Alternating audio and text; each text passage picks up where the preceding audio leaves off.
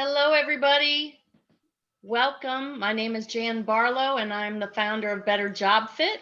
And we are at our pre-event HR Disruptor Summit launch event with Dr. Marisela Jimenez. And thank you so much for coming, MJ. How are you?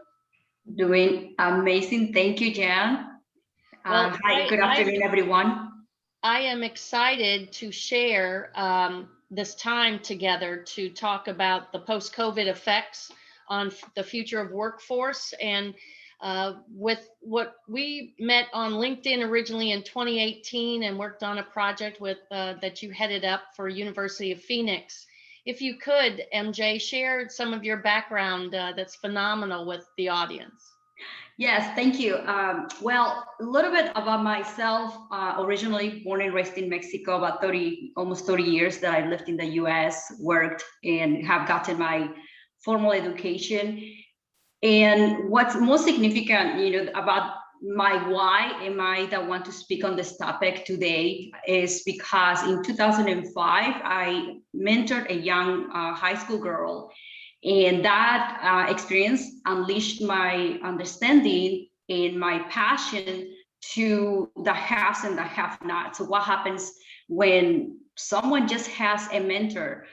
Since then, I have been very involved in helping students and young adults to close gaps in different ways, mostly to help them overcome the structural barriers or recognize them, intervene, and then remove those structural barriers. And that's what I do. I do have higher education teaching experience. I am always involved, no matter whether I'm teaching or I'm just out there in the community. And that's the reason why I'm here, because from a talent management background, which my background is business management and human capital development, I look at the implications of the talent or the employee or the student in the future. And then I walk backwards to determine why it's important to address many of those future issues today in the present. Thank you, MJ. And really what got us on this topic was, if you would share what you're doing in Houston and how you got involved in your own community when it came to post-COVID and the effects on students.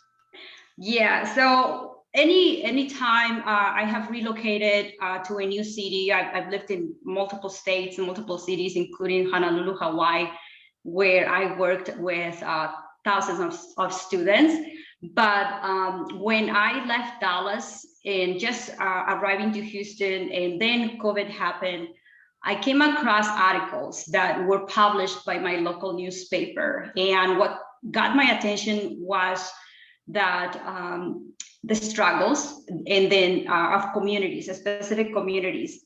And I decided that I wanted to do field work, and meaning I decided to go to the local grocery stores and to the bakeries and to where the local community / parents of the students shop.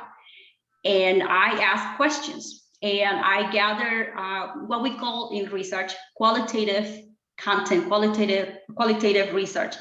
Then I launch a survey to to quantify and to more objectively verify what the information I was gathering. And long story short, that led to a program that I introduced and I am proposing to different institutions here locally, and including a university that I am currently working with other companies. And that is that I identified that the population, so I qualified what I found and then I quantify it, meaning I consider the pattern. What is the pattern, or what is the correlation? Why is this happening? And what I found is that specific populations from specific zip codes were more impacted. Now, that's not new for most people who may be listening to this. That's not new. But what I then did as well is that I wanted to understand what locally and statewide and also federally, all the way to White House, what are they doing about it? And the problem is not the news, it's what the solutions that are not being managed strategically. And so we are talking a lot about symptoms. And that's, one of the things that I'm here, I wrote as I was reflecting, what are the social and economic consequences for the families of these students that are not sending their children back to school? And most recently, I wanted to understand who else knows this information. US Census Bureau is mining, as we speak, all this data, okay? And US government and local government has access to this data. The data I'm talking about is who are the students that are not returning to school, okay? And MJ, if I could ask, well, when you were first starting this research in your area, how many students did you see that that were calculated that were off the rolls? Was it 12, 10,000, 8,000? It goes in the thousands. Now, if we break it by district, my district had 1,630 students, just my ISD, my local ISD. I live in Harris County. Harris County is much broader. It's very large. But if I just talk about my district, 1,630 students, and I want to know why, who are they? And the data, because of the timeline that we have here, anyone is interested, just go to US Census Bureau, Household Pulse Survey, and search your district and identify how many students are not returning to school. Okay, US Census Bureau Household Pulse Survey, and this survey is measuring household the families that are impacted because of COVID. Okay, and then if you do not understand data, that's part of the reasons that we're having this session or this opportunity to discuss. So we understand the implications of one family not sending back their child or children, and then the reason is why. And further, what are the greatest implications for 2022 all the way until 2030? So we can discuss that in a little bit more detail as we go. So I had a question, MJ. When we talked about those academic inequities, right, for specific student populations, what did you find as far as what were the areas that were most impacted? Surprisingly, it's the zip codes. And when you choose to buy a house in a certain community, and whether it's the quadrant from the south, north, east, zip code is very important. And local districts, independent school districts understand that. What I found is that specific zip codes in Harris County, where I live, again, you're in Dallas, and other people maybe different districts, and the populations of specific districts are the ones that I found the relationship between the students not returning to school and the students most impacted. Now, I did go to talk to those families, and I found a few things. One thing I found out is many of these families, they don't have education. Many of these parents didn't even finish high school themselves, or much less college.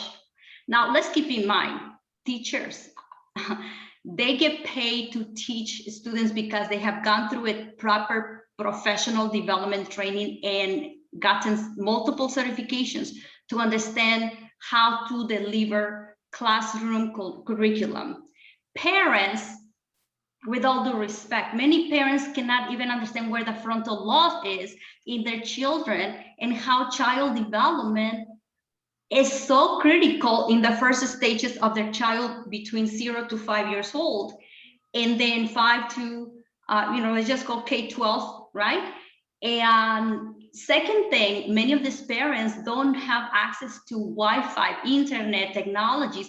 And then lastly, many of these parents are in survival mode. That means that over 2 million parents lost their job.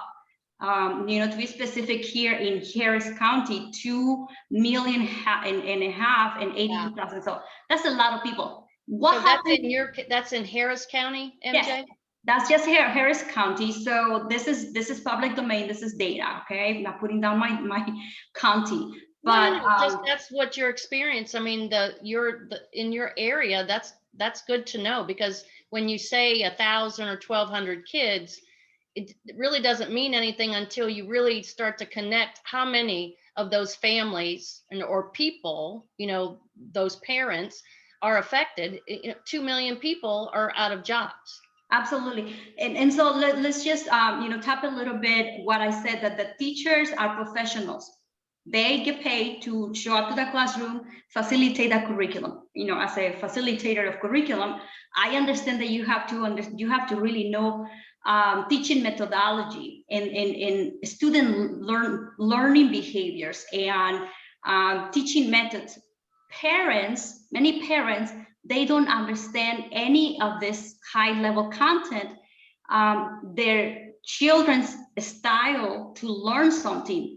And so the biggest disruption, again, happens so fast, and I'm not discounting the efforts of the institutions and the administrators, but here's why I find it so disturbing, that it's projected that about $14,000 US is scheduled and is budgeted per student to be given to every school. So per child, every child gets $14,000 to receive his or her public education. And the reason we're talking about why I was captured, the information in the newspaper captured my attention, is because I saw that the ISDs across Harris County were talking about loss of financial, they're not getting the financial money schedule that they planned for 2021, right? And the question is, why not?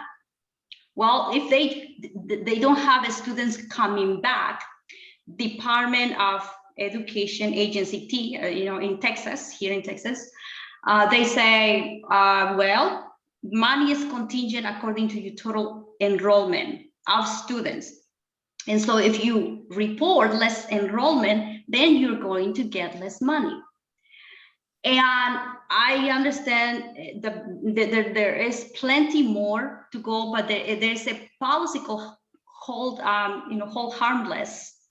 Hold harmless is the ISDs, school districts are saying, no, we need this money. And so that's right now undergoing conversation. But let me just break it down a little bit to you. Accordingly, it's projected 50.7 million public schools in the US, okay, that have students attending public schools.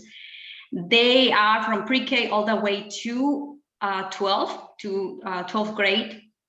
And so just in Houston, we have 14 million Hispanic students. Now, this is Texas. Okay, this is big Texas. So right. 14 million Hispanic students. And so that I wanted to break it down from the micro level to the micro, to this big picture, to the small picture, because that's how we are able to figure out the root cause and then how to provide and design solutions for specific populations. I wanted to understand who are the students who did not return back to the classroom, virtually or in person.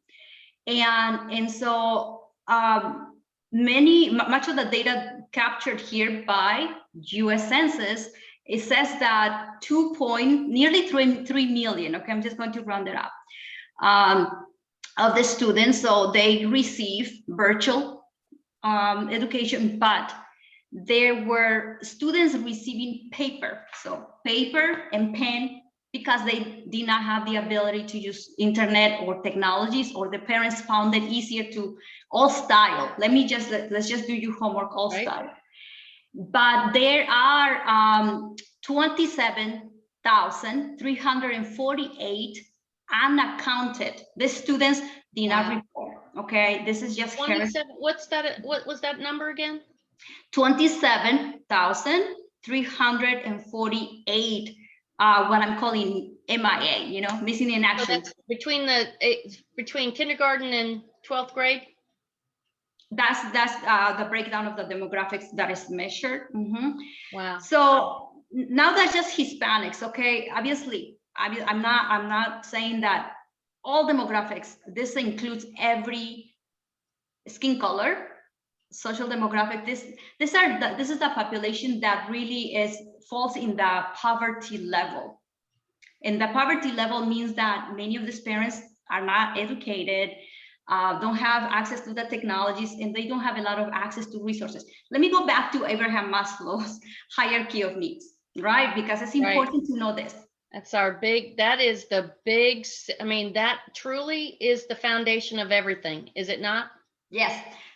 If you are a parent and you just lost your job, and now you have 3-4 children, typically parents and families who have low income for some reason, they do reproduce at a faster rate sometimes. And so now they got 3 or 4 children, high school, you know, from K to 12, and parents don't have a job and they are renting an apartment in this specific zip code.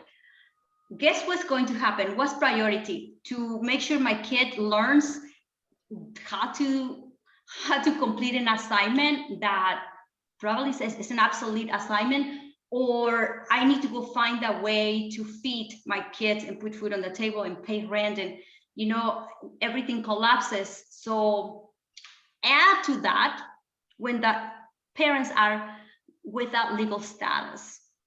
So that the complexity of this is much greater. And I wanted to get to the very small details, from the data, qualify it, to quantifying it, to talking to parents, to even immersed and doing very in-depth research. And that's part of the preliminary findings that I got.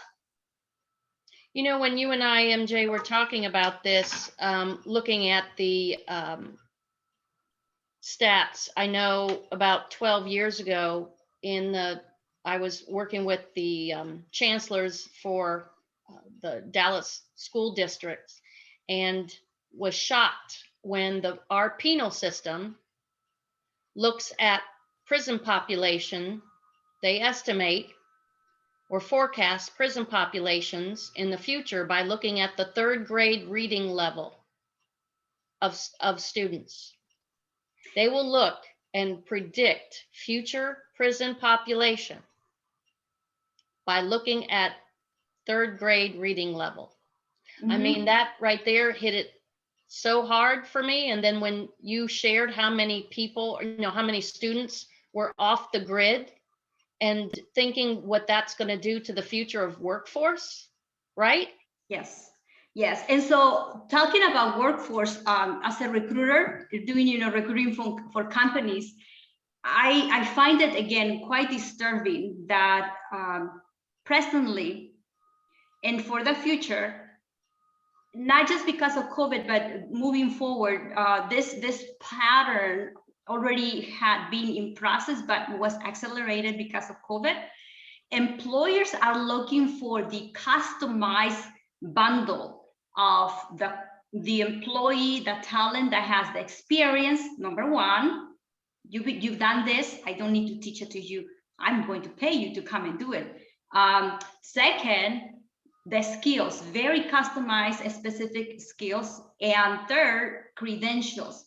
I'll give you an example. Looking for an engineer in metalworking, and this candidate, as an operations manager, has to have not just the X number of years of experience, but experience in robotics and metalworking and welding and people. It's very customized. I was going to say that's a very unique combo right there. Besides the engineering piece, but the mechanical piece, right? Yes, and so when you look at the school curriculums, okay, and with all the respect again to all the public servants and to the teachers and the administrators, I am going to just present the future. The future is this: we are preparing our students with models and curriculum that was built 30 plus years ago.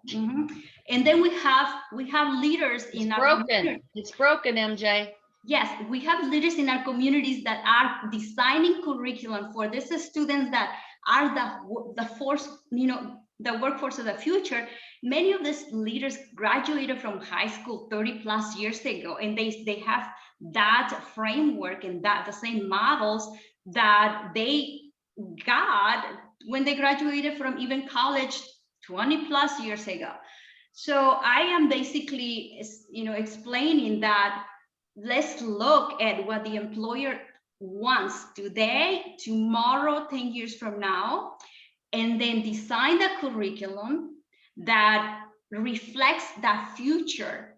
Because by the time the student graduates, whether it's from high school, even if they're doing a dual college curriculum from high school and in high school, college and high school has become very popular. Let's marry and then let's prepare the students with skills. The missing variable here is that many of these students are earning a program that is outdated, okay, and that 40+% of programs, according to much of the data already collected, is obsolete, okay. And many of these colleges and universities have gotten in trouble for selling a program that's obsolete. You, in your right mind, don't go to the store and buy an expired product and then you bring it home and cook it when it expired last year. Why would you pay for an expired product? So students are the consumers of education.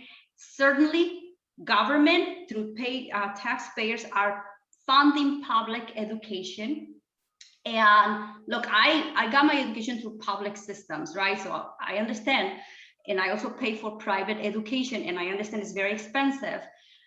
So here is the opportunity that ISDs, independent schools, districts, public and also private, higher education, and employers have the biggest social responsibility, moral responsibility to come together and say, these children are the future, okay?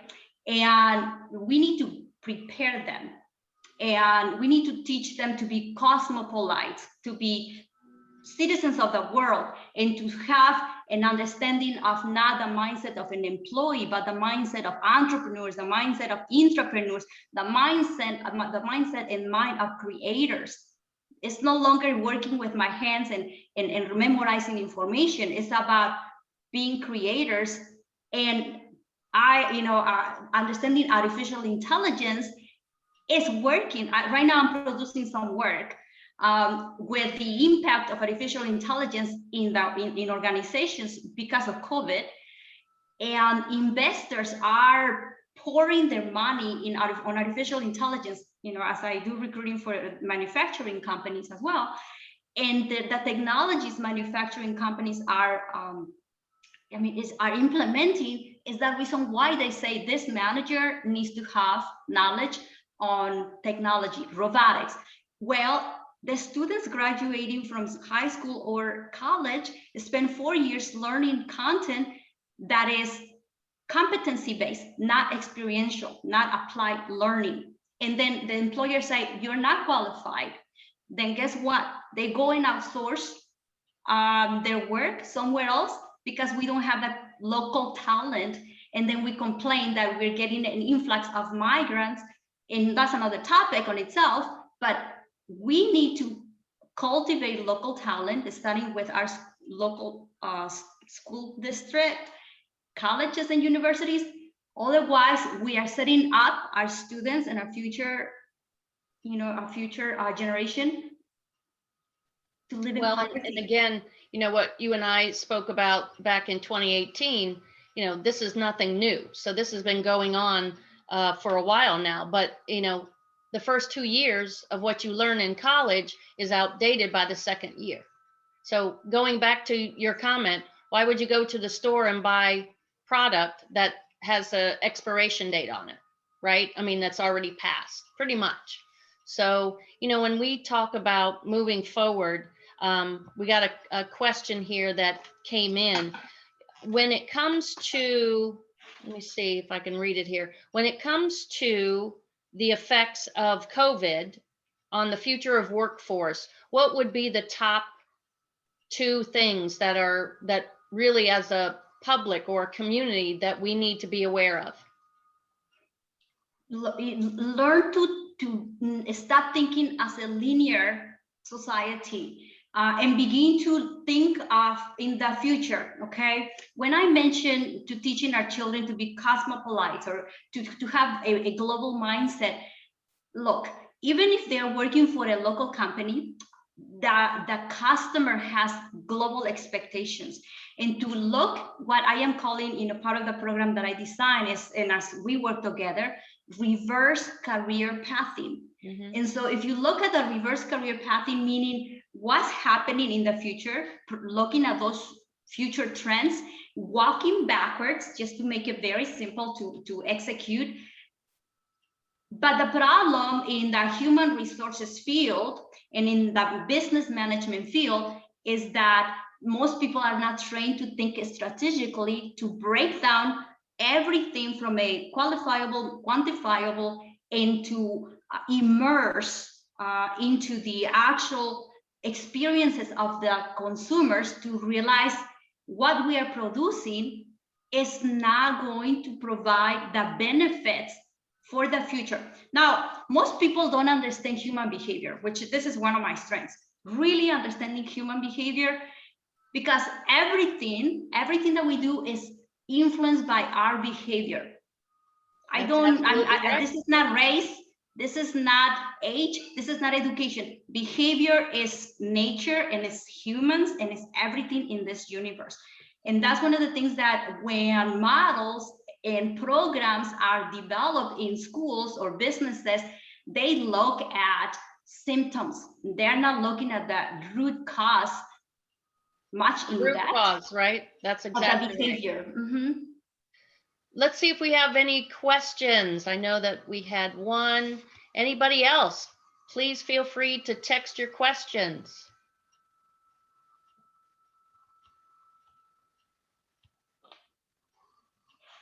We have one here. When it comes to the parents' role in this post-COVID, I know that says here, if regarding parents, what role do they need to play? What roles do they need to play more of? That question is very broad, but let me just take it back to the parents. Number one, parents have the moral responsibility to ensuring their kids have minimum barriers. For one way or another, their children are going to experience structural barriers, whether it's cultural identity barriers, social demographic barriers, economic barriers, and institutional systems barriers. Parents have the moral responsibility. Second, if parents don't know how to help their children, then they can learn or find out or ask questions and get involved to find out, how can my child succeed, and pull out my child out of the projected statistics that my child is going to end up being poor. We want to disrupt that.